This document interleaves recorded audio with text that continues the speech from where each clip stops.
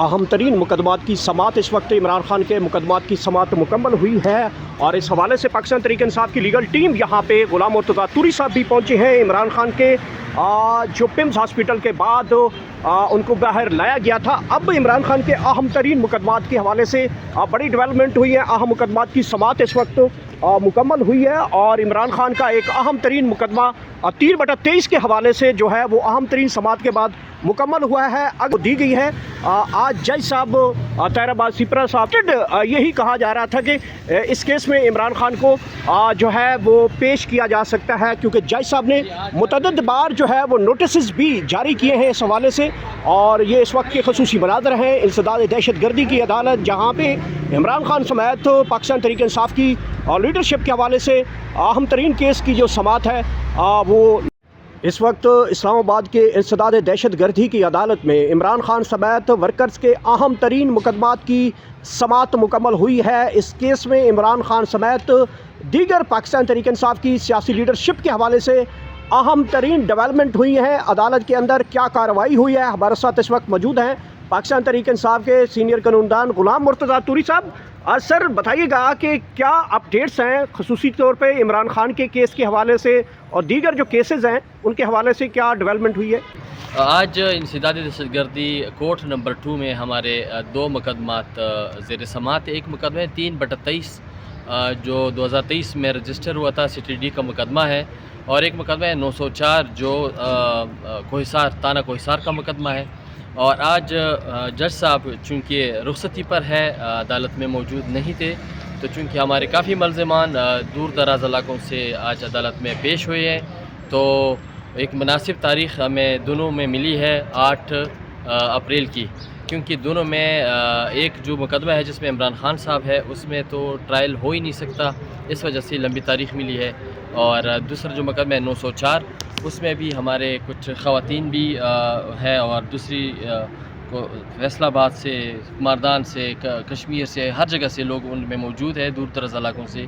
इसके बावजूद वो लोग ट्रायल में आते हैं और इन दोनों मुकदमे में सेमी ट्रायल शुरू है। ठीक जी तुरी साहब ये बताइएगा कि बड़ा अहम तरीन मुकदमा है इमरान खान का, जो कि इसी अदालत के बाहर उनको यहाँ पे रोका गया और उनके ऊपर तोड़ फोड़ का मुकदमा दर्ज किया गया।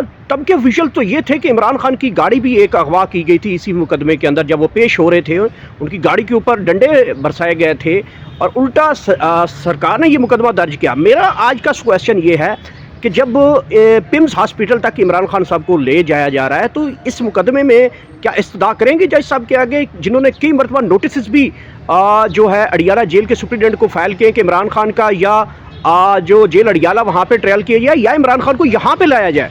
तो अब तो बड़ा वाज़ेह हो चुका है कि इमरान खान बाहर आ चुके हैं, पिम्स हॉस्पिटल में 2 मरतबा लाया गया, तो अगली मरतबा जज साहब से इस्तदा करेंगे खान साहब को यहाँ बुलाएं आप लोग?